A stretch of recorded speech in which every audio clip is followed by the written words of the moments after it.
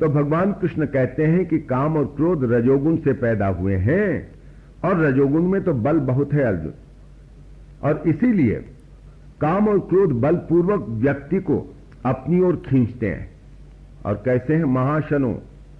महाशनः, बहुत खाने वाले, महान पेटू, जितना खिलाया जाए उनको तृप्ति नहीं होती है।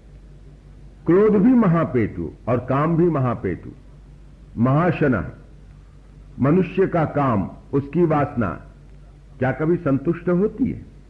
नहीं होती है। जितना खिलाया जाए वह उतना ही खाना चाहता है।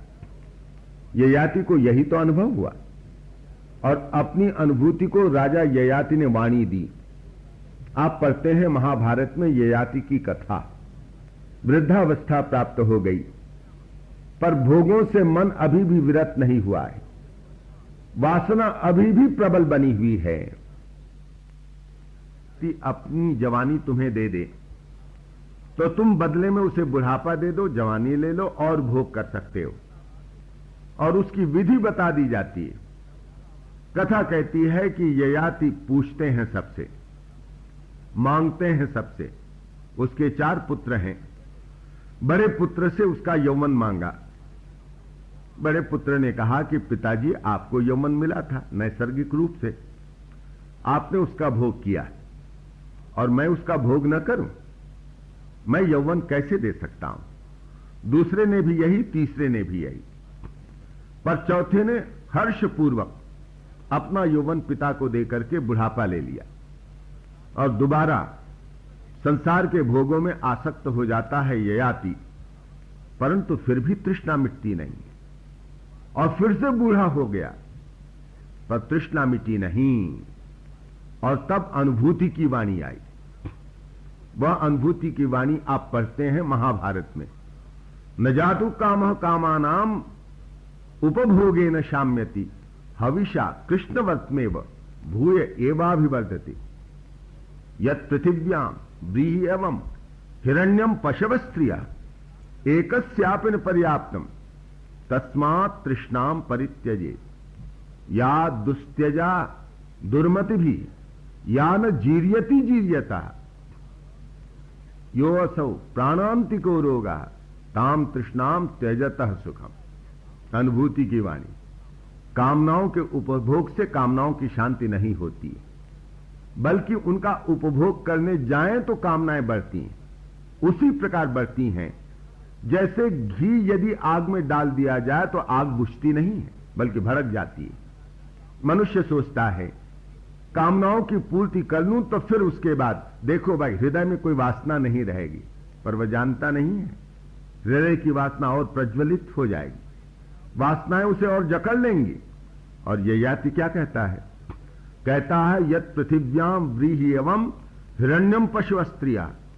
संसार में जितना व्रीहि यानी जितना अनाज, और हिरण्यम जितना सोना माणिक के जितने भी ऐसे, और फिर पशव स्त्रिया जितना भी पशुधन और जितना भी नारी धन स्त्री धन, एक मनुष्य को यह सब दे दिया जाए और कहा जाए ले यह सारा तेरा है, तू भोग कर।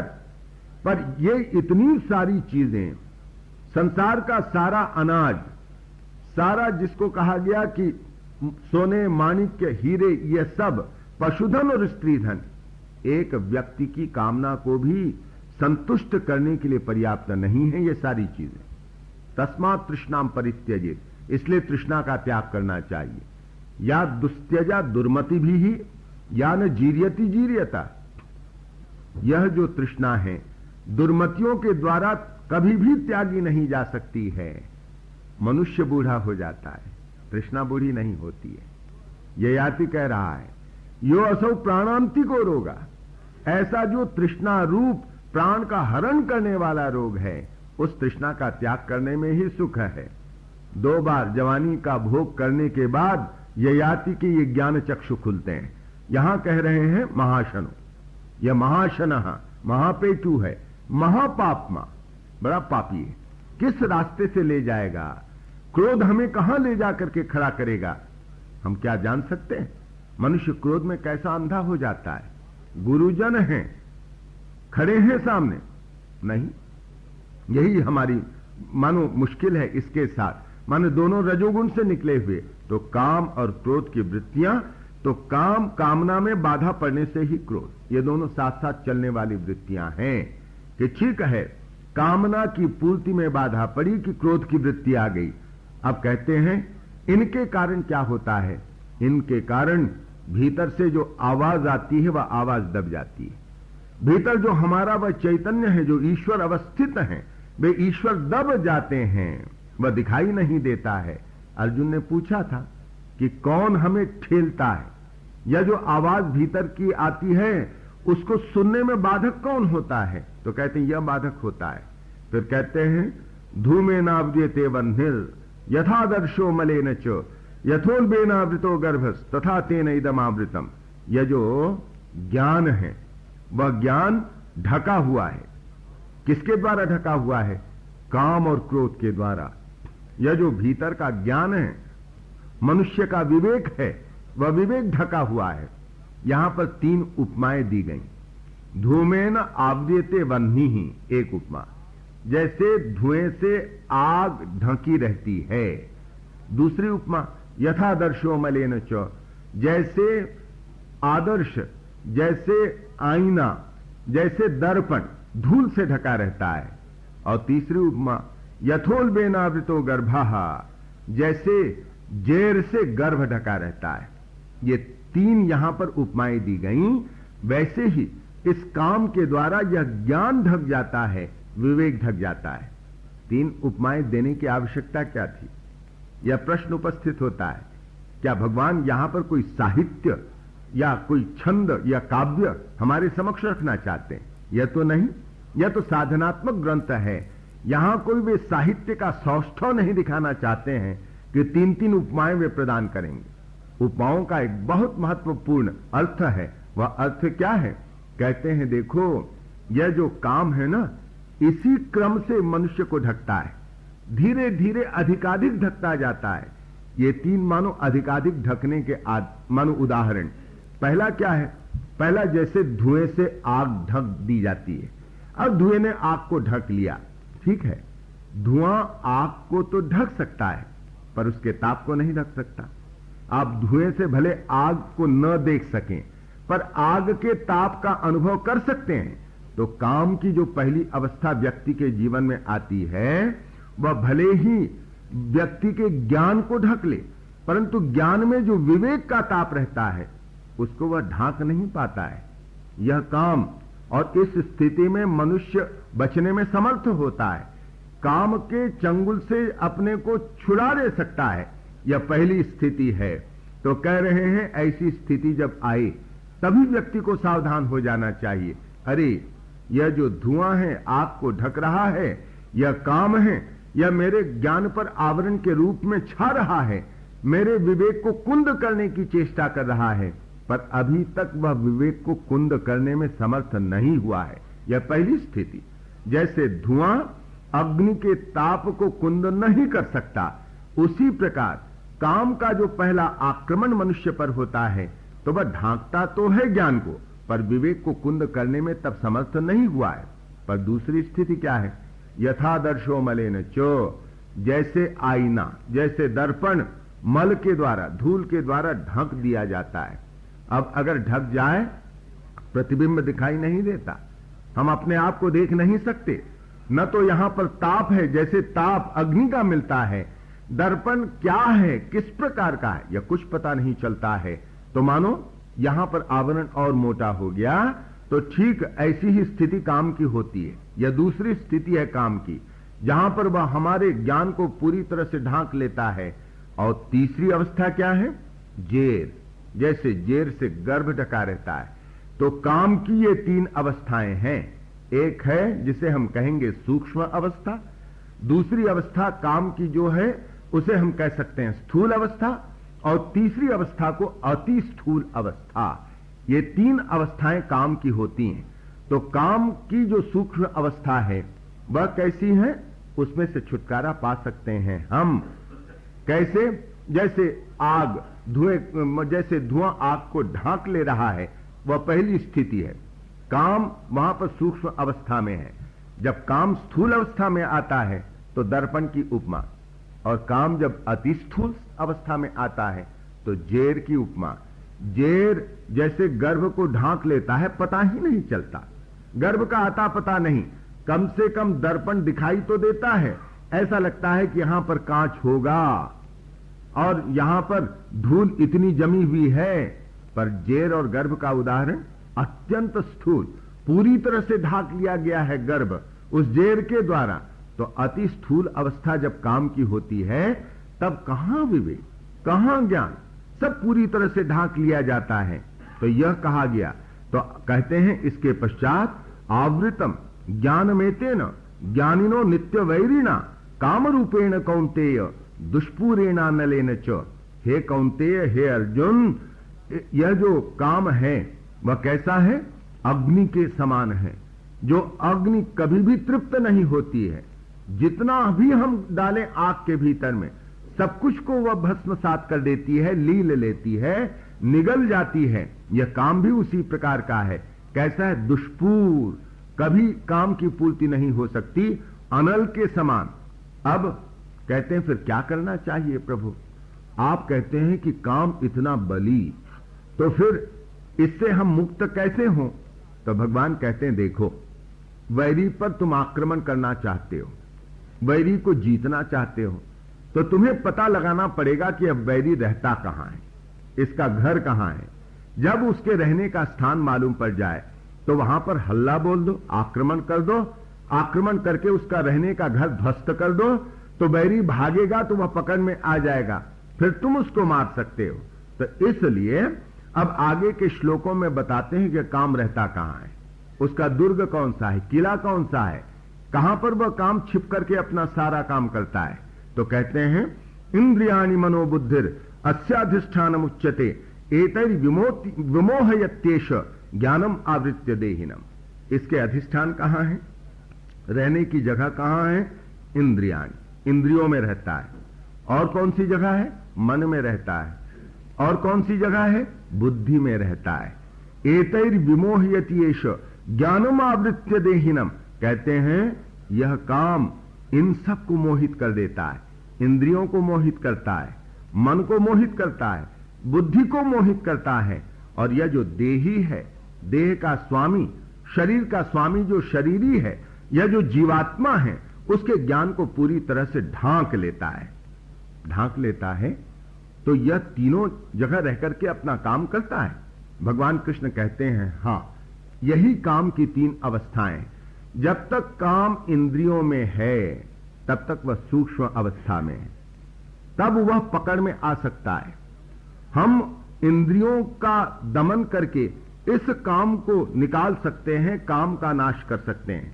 तो इंद्रियों में जब तक काम रहे तब तक तो काम को पराजित करना सरल है, पर अगर वह और भी अंदर में घुस जाए, मन के भीतर में जाकर के अपना स्थान बना ले, तो यह कहा जा सकता है कि वह स्थूल अवस्था में चला गया और ऐसे काम को पराजित करना कठिन हो जाता है, क्योंकि वह और भीतर की ओर चला गया है, दुर्ग के और भीतर में घुस गया है।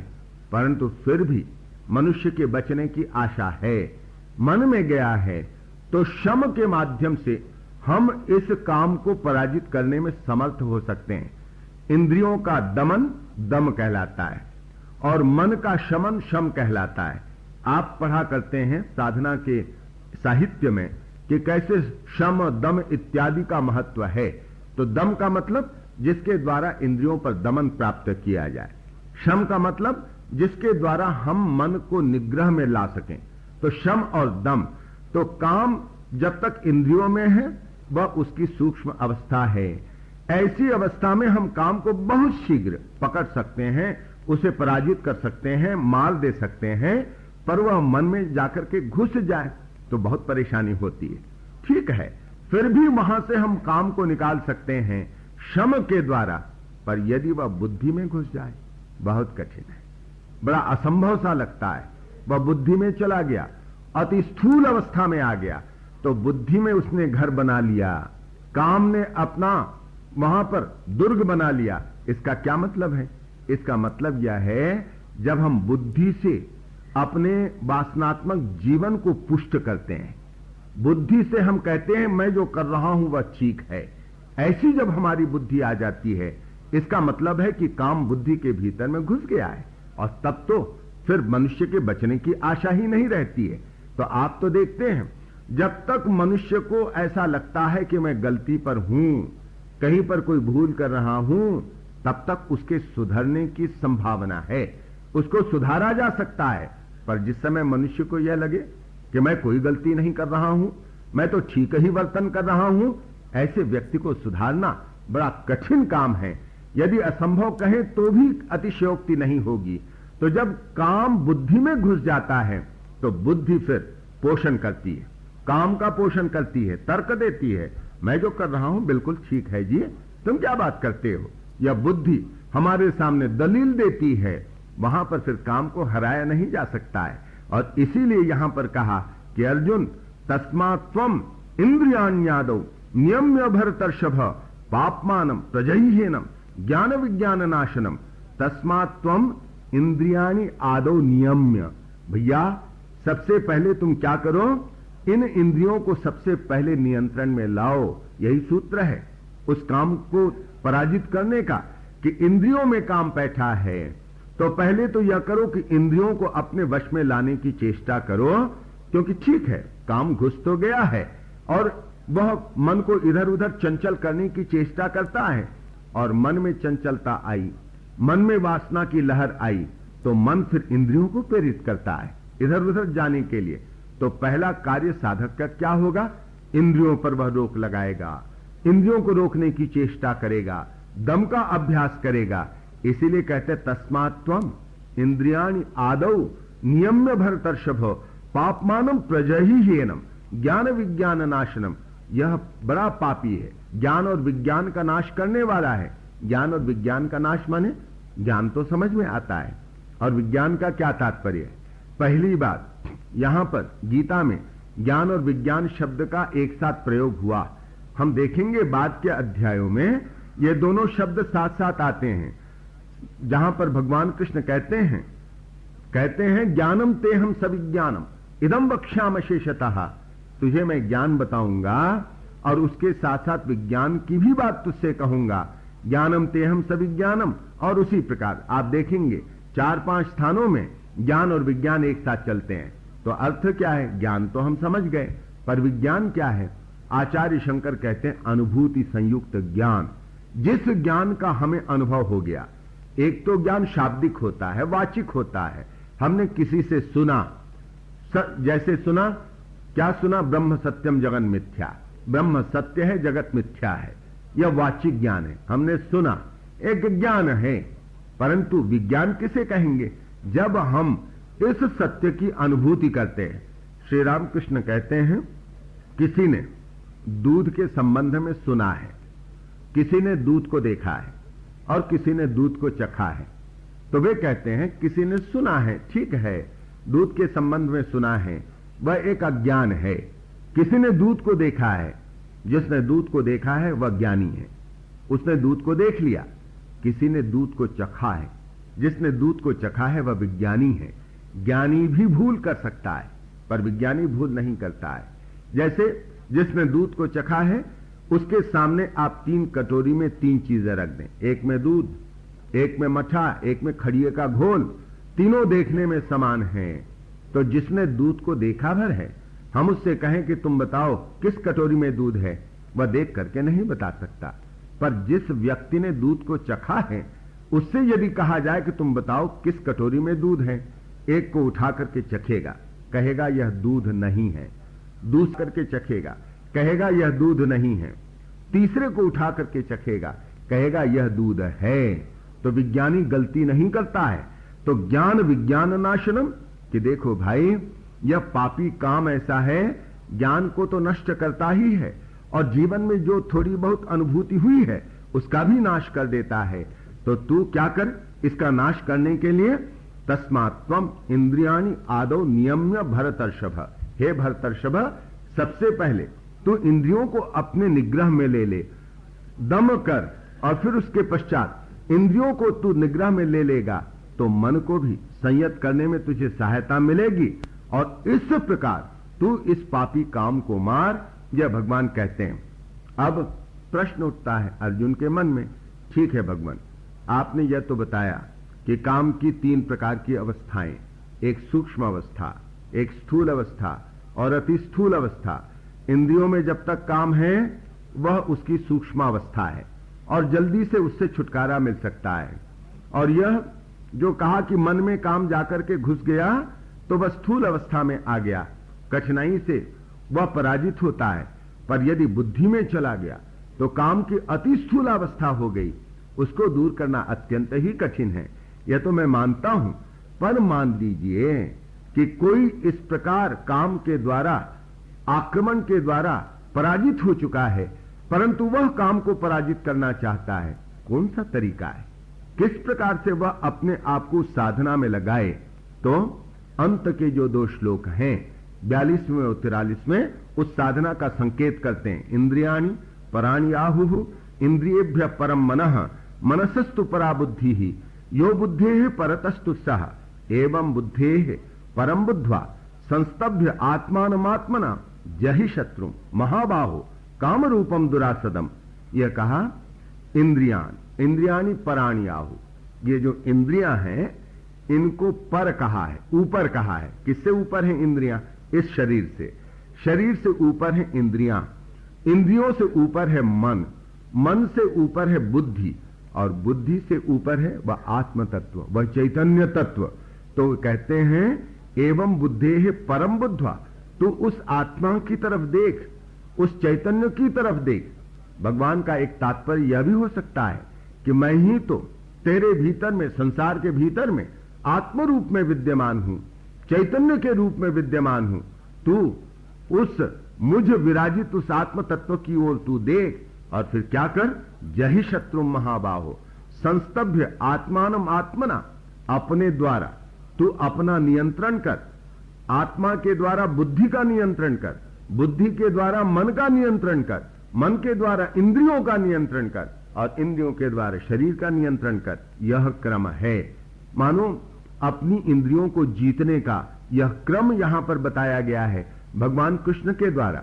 इसका मतलब क्या हुआ? सरल भाषा में यह हुआ कि जब हम भगवान में अपना चित्त लगाते हैं, ईश्वर को ही अपने जीवन का उद्देश्य मानते हैं, इष्ट मानते हैं, तब उनका चिंतन करने से बुद्धि वश में आती है। हमारे बुद्धि वश में आ जाए तो मन, इंद्रियां और शरीर ये अपने आप हमारे वश में आने लगते हैं।